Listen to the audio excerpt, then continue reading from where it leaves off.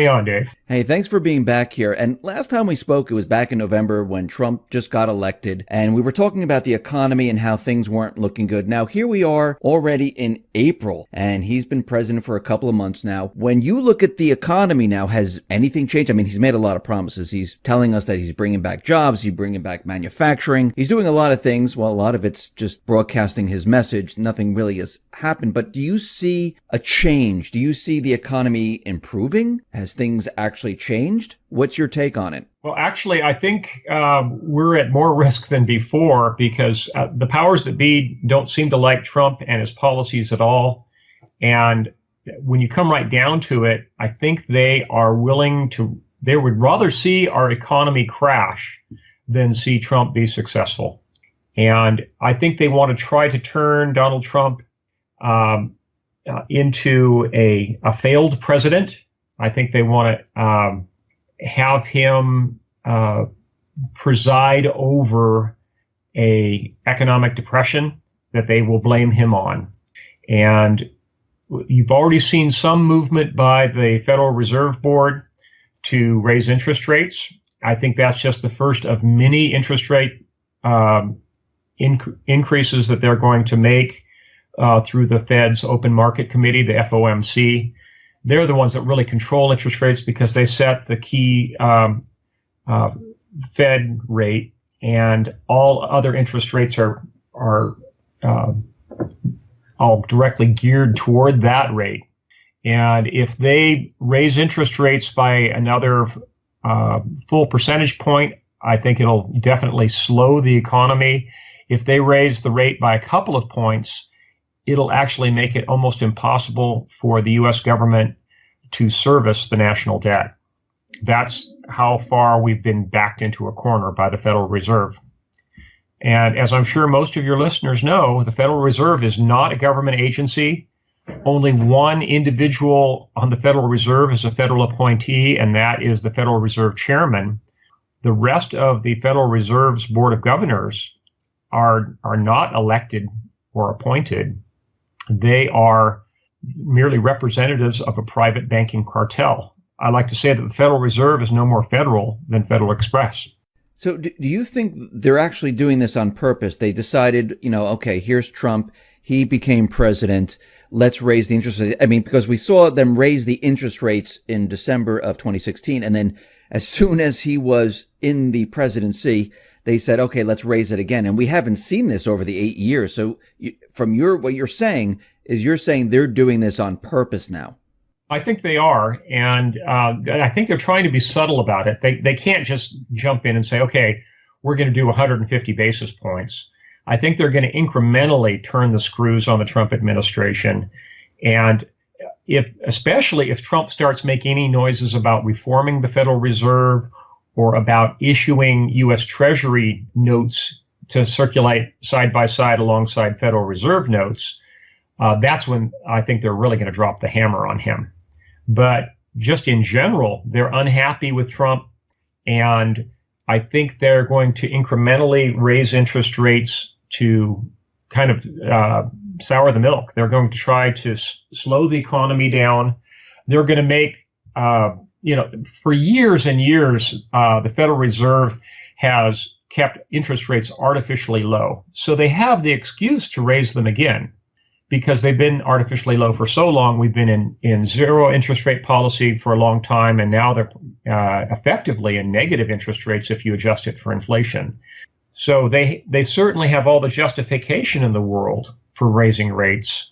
And I think they're going to continue to do so as long as they are displeased with Trump and his policies. So you don't think Trump is an insider? I mean, many people say, oh, no, he's an insider. We're being fooled. Do you think he's an insider or outsider? I think a number of people on his cabinet are insiders, but he personally, I think, still considers himself a white knight, and he still considers himself an outsider. He does have a lot of business interests, a lot of banking interests, a lot of corporate interests, but that doesn't make him an insider. I don't think he is, if you want to see an insider, look at people in the mainstream media like Andrea Mitchell, who's married to Alan Greenspan, for goodness sake, or look at the nepotistic relationship between the Federal Reserve and the U.S. Treasury and the federal regulators for on the Securities and Exchange Commission. It's like a revolving door. We had the debt ceiling date come up on March 15th, and it wasn't even out in the corporate media. No one really even mentioned it, actually. Just kind of blew by and nothing really happened. We haven't hit the $20 trillion mark. I mean, during Trump's campaign, he says, the debt ceiling shouldn't have been raised, and it was in the past, and he was kind of against it. What do you think he's going to do this time? Because eventually we're going to reach that $20 trillion. We're going to run out of funds. So what happens? The president heads the executive branch. It's Congress that holds the purse strings. And unless he can get the cooperation of Congress, which he doesn't seem to have, and I think his attempts to disassemble Obamacare is prime evidence that he does not have the cooperation of Paul Ryan and the Republican majority Congress. The cooperation just isn't there. And unless all that he can really do is veto budgets and cause another crisis, as we saw a few years back, where there was a crisis over the federal debt ceiling, and we had no working budget. Beyond that, there's not a lot the president can do. Luckily, I think because Trump is a really good communicator with the public, a lot like Reagan was, I think he might make an appeal to the American people and urge them to insist with their Congress members that they hold the line on the budget, and that not only the executive branch but also Congress starts disassembling some of these federal agencies, starts scaling back federal spending, and puts the federal government's budget back close to being balanced. I think that's his goal. But I think that circumstances are probably going to get in the way of that goal, because there'll probably be a crisis, whether it's a foreign military intervention or whether it's a financial crisis or a monetary crisis. A cruel reality is going to step in and thwart his plans for scaling back government. In fact, if anything, if there's a crisis, it'll be used as the excuse for more government, bigger government, more deficit spending, and on we go. When you say crisis, like, just to tell everyone, what do you mean by crisis? Well, if it's a military crisis, it could be a out and out confrontation with North Korea. We could have a confrontation with Russia. We could have a proxy confrontation with Russia in Syria. There could be the Syrian civil war could spin into a regional war and then a world war. We could literally have World War III. And of course, the other imponderable is the situation with China and their territorial expansion in the South China Sea and their construction of artificial islands that are basically being used like giant aircraft carriers. There's any number of crises that could get completely out of control globally that could be used as the excuse for more government, bigger government, higher taxes, higher debt ceilings, the whole works. That's internationally. Domestically, we could have a monetary crisis. We could have a debt crisis, or we could have a financial crisis with perturbations in interest rates, as we alluded to earlier in this conversation. So there's any number of different crises that could come to the fore and basically push the Trump railroad off onto a siding. All of his plans for scaling back government could just go by the wayside. I just wanted to talk about North Korea for a second, because in the corporate media and Tillerson and Nikki Haley and the rest, they've been pushing the idea that North Korea is going to develop this nuclear weapon. They'll make it small enough to put it on top of a missile system. We know that North Korea has been testing some missile systems. Are they leading Trump down this path to get to war with North Korea? I don't know whether it's intentional or not. And a lot of the North Korean threat actually has been exaggerated. To begin with, to the best of my knowledge, and I do have some contacts within the Department of Energy on this, to the best of my knowledge, North Korea only possesses fission bomb technology, not fusion bomb technology. Basically, that means they have the A bomb, they don't have the H bomb. And for a real credible threat to the United States, where they might have a chance to actually challenge the United States and get into a nuclear standoff with the United States, they would have to have H-bomb technology, because traditional fission bombs, Hiroshima-style bombs, just don't match up. If they were to drop or deliver somehow a fission bomb to the United States, that would cause massive damage, but it would not take down the United States. In response, the U.S. would rain down multiple hydrogen bombs, mainly on Pyongyang and on military marshalling yards and major military complexes in North Korea. The response would be so devastating and so disproportionate that I don't think that Korea would even attempt it in the first place. Until they get into the fusion bomb arena, and until they have true intercontinental ballistic missile delivery means, and right now they really haven't demonstrated that, I don't consider them a credible threat. That's not to say that because Kim Jong-un is not absolutely bat-Schumer crazy, that he might actually do something just have a wild hair and just do it without any care to the consequences. That's always a possibility, but that's more or less a black swan event. Again, unless or until North Korea develops fusion bomb technology and true ICBMs, they're not a credible threat. And I think that any posturing that's going on right now within the administration or from within the Pentagon is just that, only posturing. From your sources, have you heard anything about the U.S. preparing some type of covert mission into North Korea? There are certain individuals. I haven't heard anything along those lines, and even if I had, I probably would admit it publicly. But no, I certainly have not. And I think it would be foolish for the U.S. government to do anything provocative, because if news of that got out, and then North Korea did detonate a fission bomb inside the United States, that would be not only the end of an American city, it would also be the end of the entire Trump administration. Trump would be run out on a rail.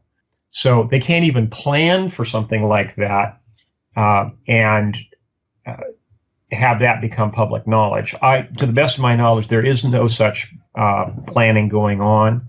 And if anything, I think it's just a matter of some retargeting that's going on right now with MIRV missiles coming out of, Montana, Malmstrom Air Force Base in Montana, or coming more likely depressed trajectory MIRVs coming off of Trident submarines. With depressed trajectory, there's basically no warning before those missiles MIRV, and then those warheads detonate on or above their targets. What is then the purpose of them continually pushing out the idea that North Korea is coming to get us? I think it's more political than anything else, and a lot of it inevitably goes back to the personality of the third generation of North Korean leaders with Kim Jong-un. He is a very unstable guy, and he's been parodied. He and his father were both parodied horribly by the American mass media, with the classic "I'm so Ronery" routine.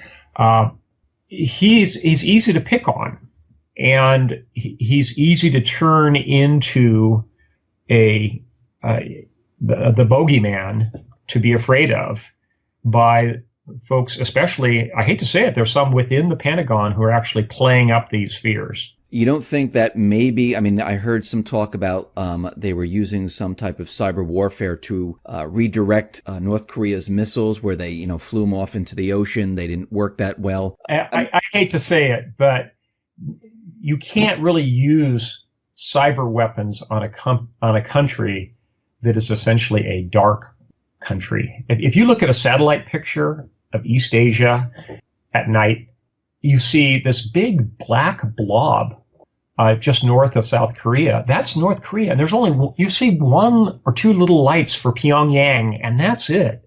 North Korea is still essentially living in 1950s technology. Their level of automation is very low. Their computing systems that they have are discrete, isolated, essentially air-gapped systems. Unless you have a human agent who's going to insert a program, a virus or a Trojan horse worm, whatever, into the computing system that they use for their missile systems, and so far as I know, the missile systems they have are not long range, you're basically not going to be able to affect those computing systems. It's not like the Western powers where everything is interlinked and intertwinkled. You really don't have the opportunity to get a virus into their system because all their systems are air-gapped. And frankly, I think that the vast majority of their systems are not even computerized to begin with. We're talking dumb atom bombs, dumb fission bombs that would be dropped from a plane or perhaps transported on a short to medium range missile.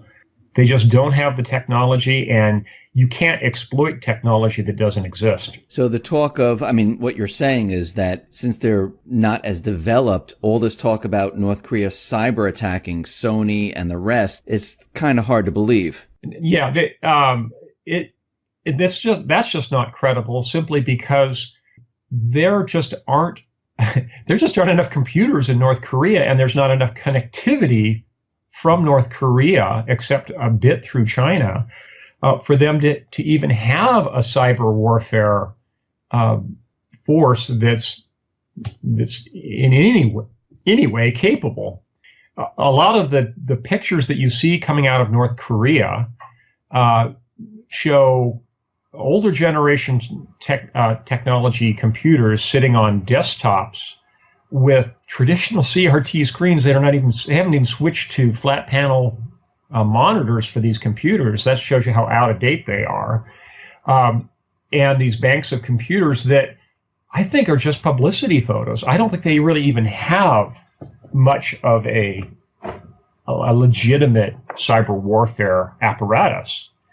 Unless China has somehow subsidized and provided them the technology, I don't think it even exists. I wanted to talk about being prepared. A lot of people ask me, what should I do? And I know that you've written many different books on being prepared and different scenarios that might arise. I wanted to know, are there different plans if there was an economic collapse compared to a countrywide terrorist attack, compared to maybe an EMP detonation or a war or a nuclear war? Are there different ways to prepare, or are they all the same? They're all essentially the same, because the real linchpin, if you look at any of those scenarios, is the American power grid. And there's three grids: an Eastern grid, a Western grid, and a Texas grid. If those grids go down, all bets are off. And any number of things could trigger those grids to go down, whether it's a computer virus or whether it's influenza, whether it's an economic collapse or whether it's a terrorist dirty bomb going off. There's a number of different things that could start a cascade of events, a chain of events that would end up with the power grids going down. And because we have a society that's so incredibly complex and dependent on computing and electronic banking, electronic inventory control, the whole works, it's all so dependent upon the internet and on the power grid. That's the real linchpin. And once that the grids go down, all bets are off. What do you put the odds at that the power grid could come down? I would say in our lifetime, there's probably a close to 50-50 chance that we could see the grids go down for a period of more than a few weeks. And that is, from an actuarial standpoint, is a very scary figure, because if the grids do go down for more than a couple of weeks, we're going to see massive loss of life, chaos in the cities, and it could even get to the point where, as I portray in my novels, that it's just not recoverable, where you have a complete societal collapse that's triggered by the grid collapse. Now, I was in Manhattan. I worked in Manhattan in 2003 when the East Coast power, was shut down. And I was in New York, and it was completely black. It was completely dark. And the first 2 days, people were actually in a very good mood. I mean, stores and bars, they were selling beers for like $1 or things like that, because they're trying to get rid of their supplies because they had no refrigeration. What I did notice, though, in New York is a lot of the office buildings who had generators, they didn't have the fuel to continually keep them operational. After a couple of hours, the building started to go black, and on the second day, they couldn't get fuel in there to keep them operational. I mean, when you're saying if there is a grid down type of scenario, what should we expect? Day 1, day 2. I know what I saw in New York. Day 3, day 4. What are we going to see? Well, the crucial thing is around day 3, where the gravity tanks for the domestic water supply start to run dry. Most people don't realize that most of the water systems for the cities is not gravity fed. There's only a few cities in the United States that have gravity fed systems from end to end. And one of those is San Francisco, for example. That water all comes from high up in the Sierra Nevada mountains, and it's gravity fed all the way from the dam all the way to people's taps in San Francisco. But cities like that are a tiny minority. Most cities require grid power to pump water up to gravity tanks that then serve the lines. And if there's a grid down situation, the pumps stop running. The gravity tanks will be dry in about 3 or 4 days. And that's where the real crisis sets in, because not only do you have people without water and desperate and fleeing the cities, you also have a public health nightmare because toilets are no longer flushing, and we have a society that's highly urbanized and accustomed to being urbanized. They don't know how to revert to digging latrines and slit trenches and such. They just don't have the common sense not to foul their own open water supplies. So all the creeks, the ponds, the streams will all be fouled by human waste. And very shortly after the civic water supplies are disrupted, we're going to have a public health nightmare. We're going to have huge epidemics that spring up very quickly. So in this power grid scenario, do you see people on the move, like leaving their area? Yes, especially starting in the Southwest, cities like Phoenix and Tucson, where people will immediately recognize, hey, we're out of water and we're going to die. They're going to hop in their cars and go. And you're going to see the highways and freeways turn into massive linear parking lots very quickly, starting in the Southwest and then eventually all over the country, because even people who are on well water, even people who are on well water with a backup generator, a lot of them don't realize that their well pumps are 220 volt well pumps and their backup generators are 120 volt AC generators. They can't run their well pumps. So a lot of people have this false sense of security that they're prepared. Even some people in that category are going to end up as refugees. The loss of life that we stand to see from this will be huge. There'll be massive dislocation of people. There'll be just a huge segment of our population has chronic medical conditions. They're either dependent on insulin, on CPAP breathing machines, on medical oxygen, on kidney dialysis. There's a lot of people that without grid power are just going to plain die. Now, I wanted to compare what we just said about the power going down, the grid shutting down, to being prepared for an economic collapse and how it differs. So let's say the power stays on, but the economy collapses. Then we'll have something more like the Depression of the 1930s, but on steroids, where we're going to see a lot more civil disruption, a lot more riots, looting, bank robbery, all of that going on, simply because we have a society that is far less homogeneous than our society in the 1930s, and more importantly, because we have a society with much more stratification and specialization. Back in the 1930s, still 20% of American families were actively engaged in farming, fishing, or ranching. Now 1% of the population is feeding the other 99%. And because of that, we really don't have the opportunity to revert. People don't have the country cousins they once had. And if we have an economic collapse, the level of starvation is going to be huge. And the concomitant level of civil disruption is going to be enormous. It's going to make the Depression of the 1930s seem mild by comparison. Now, do you think people would stay in one spot during an economic collapse? Because during a power grid, you say they'll be on the move. With an economic collapse, you think more people will stay in their homes and hunker down? Yes, hunker down. Much larger portion of our society, folks will just stay at home, stay glued to their televisions. They'll, in the big cities, there'll be a lot of huge riots and protests and maybe even some organized looting that goes on. But the majority of people are going to stay put if it's simply an economic collapse and it's grid up.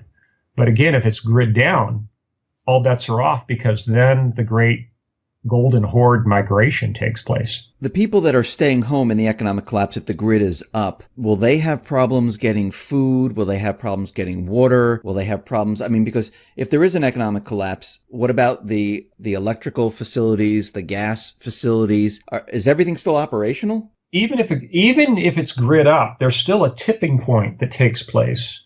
And that is, if the drivers of the 18-wheel trucks that deliver groceries to the big cities every day no longer feel safe driving into those cities because of widespread rioting and looting, if they're afraid that they're going to become the next Reginald Denny and be pulled out of their truck and see their truck looted, they're simply not going to drive into those cities.